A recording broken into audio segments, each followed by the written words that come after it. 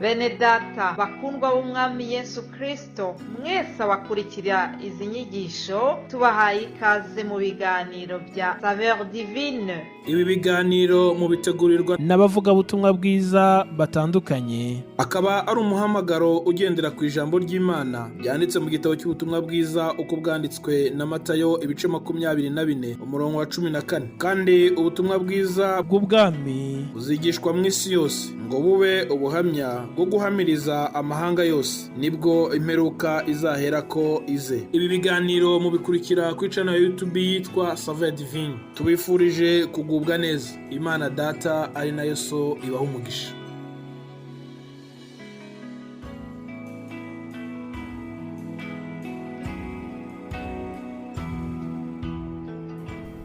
Yesu ashimwe bakundwa nshuti z'umusaraba, abakunzi b'ikiganiro Saveur Divine mwese aho muherereye, ndabaramukije mu izina rya Yesu Kristo, umwami n'umucunguzi wacu.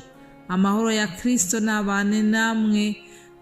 Dushimiye Imana, yewe ubwanjye ubavugisha nshimiye Imana cyane.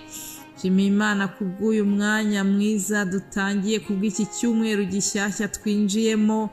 Ndashima Imana ko yabanye natwe ikaturinda. Dusigaje umunsi umwe gusa kugira ngo turangize uku kwezi kwa kabiri. Imana rero yabanye natwe muri aya mezi abiri y'umwaka arangije. Amezi abiri atangira uyu mwaka wa 2023 ararangiye. Ngewe ubavugisha numva ari ibitangaza mu maso yanjye kandi byavuye ku Uwiteka.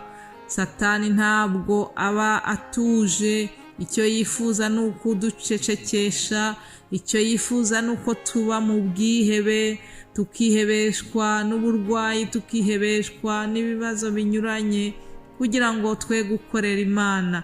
Ariko nubwo arwana, ndagira ngo mbabwire ko Satani atajyanesha. Turi mu ntambara Yesu yatsinze mbere y'igihe. Rero dukomeze dushikame muri uyu murimo, dushikame muri uku kwizera kwacu. Imana iri kumwe natwe, Yesu ari kumwe natwe. Imana Data wa twese iraduhetse ku mugongo wayo. Aleluya.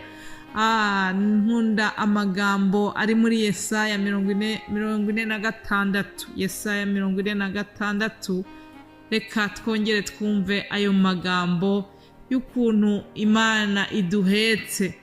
Handitswe ngo, nimunyumve mwanzu ya Yakobo mwe, namwe abarokotse bo mu nzu ya Isirayeli mwese, abo nahetse mukiri mu nda, nkabaterura mukivuka, nkabageza mu zabukuru ndiwe. Muzarinda imvi z'uruyenzi nkibaheka. Nijye waremye, nijye uzaheka. Ni koko nzaheka kandi nzajya nkiza. Haleluya. Agakomeza avuga ngo, mwampwanya nande twahwana, kandi mwashushanya nande twasa. Imana yacu irakomeye. Imana yacu ni Imana y'urukundo. Imana yacu niyo yaturemye. Kandi aya magambo yabwiwe ubwoko bwa Isirayeli, Imana yanyuza mu muhanuzi Yesaya, iraza irongera irabahumuriza, irababwira ati, ntimugire impungenge kuko ninjye wabaremye kandi ndabahetse.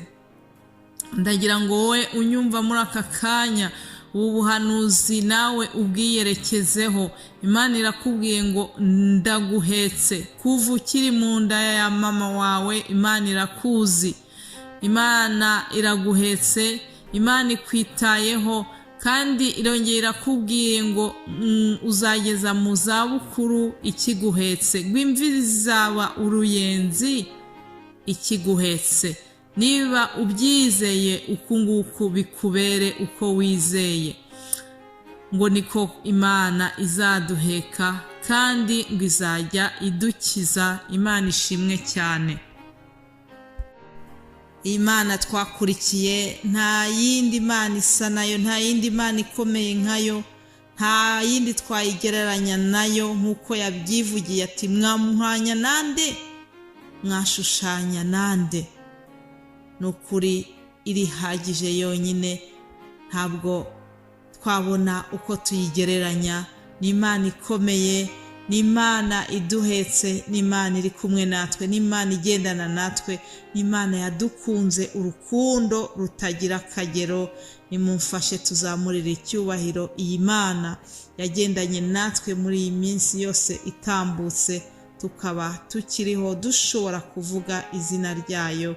Imana ishimwe. ndabashimiye rero mwebwe mwese abakurikira ibi biganiro Saveurs Divines, wowe wemeye ugasobanukirwa umuhamagaro wa Saveurs Divines kandi ukawuha agaciro. Imana iguha umugisha. ndagushimira cyane wowe usengera uyu murimo, ndagushimira cyane wowe ujya wumva buno butumwa ndetse ukabusangiza abandi. Imana iguha umugisha. ni ukuri twese tuzahabwa ingororano zingana. ndashimira kandi bene data bitanga kugira ngo tugeze ibi biganiro kuri benshi kuva ku wa mbere kugeza ku munsi wa gatanu. muzi yuko ngewe munyumva mu rurimi rw'ikinyarwanda ku wa mbere, iyindi minsi ntanga ubutumwa mu rurimi rw'igifaransa, ariko hari bene data bakora uyu murimo tugasimburanwa kugeza ku wa gatanu. Imana ibishimirwe. turashimira Imana kuko yatanze uyu muhamagaro mwiza, ijambo ryayo rikamamazwa binyuze mu ndimi zinyuranye. Imana rero nishimwe kandi ikomeze iduhe uburyo n'ubushobozi bwo kuyikorera tunezerewe. nk'uko mubimenyereye, abamenyereye ibi biganiro muzi yuko buri wa mbere tuba dufite umutwe w'ijambo tugenderaho. iki cyumweru rero tuzaganira ku ijambo ryitwa isengesho rikomeye. hariho ibisabwa kugira ngo isengesho ryacu ribe rifite umumaro udasanzwe. tuzavuga mu by'ukuri ku mbaraga z'isengesho. reka dusome urwandiko rwa Yakobo igice cya 5 umurongo wa 16. handitse ngo mwaturirane ibyaha byanyu kandi musabirane kugira ngo mukizwe. gusenga k'umukiranutsi kugira umumaro mwinshi iyo asenganye umwete. reka nkwinginge ufate rino jambo mu mutwe kuko ari ryo tuzaganiraho, ngo gusenga k'umukiranutsi kugira umumaro mwinshi iyo asenganye umwete. nk'uko mwabyumvise tuzavuga ku masengesho. mbese isengesho rigomba kuba rimeze gute? mbese dusenga tubwira nde? ni gute tugomba gusenga kugira ngo isengesho ryacu rigire umumaro mwinshi? hari ibisabwa kugira ngo isengesho ryacu rigire umumaro mwinshi. ikintu cya mbere cy'ingenzi tugomba kumenya ni uko isengesho ryacu turibyerekeza kuri Data wa twese wo mu ijuru. nta wundi tugomba kubwira iryo sengesho, nta wundi tunyuraho uretse Data wa twese wo mu ijuru. niwe dusaba. Uwiteka, tegera ugutwi amagambo yanjye, ita ku byo nibwira. mwami wanjye, mana yanjye, tyariza ugutwi ijwi ryanjye ngutakira, kuko ari wowe nsenga. aya ni amagambo Dawidi yavuze avuga asaba Imana ngo yumve isengesho rye. rero murabona yuko Dawidi hano muri aya magambo yavuze abwira Uwiteka, aramwinginga ati tegera ugutwi kwanjye. hanyuma arangiza avuga ati kuko ari wowe nsenga. nta wundi tugomba gusenga uretse Uwiteka. muribuka yuko abigishwa bigeze kubwira Yesu ngo nabigishe gusenga. ni isengesho tuzi cyane ryitwa Data wa twese wo mu ijuru. muri iryo rero sengesho Yesu murabona yuko yatangiye ababwira ngo nimusenga mujye muvuga ngo Data wa twese wo mu ijuru. ni ukuvuga ngo Yesu nawe ubwe yarashaka kubumvisha no kubigisha yuko amasengesho yabo nta wundi agomba kurangamira uretse Data wa twese wo mu ijuru. Imana ishimwe. Ikindi kintu cy'ingenzi kugira ngo isengesho ryacu rigire umumaro mwinshi, rigomba kuba rinyuze muri Yesu Kristo. Yesu Kristo ni wo muyoboro tugomba kunyuzamo isengesho ryacu turigerekeza kuri Data wo mu ijuru.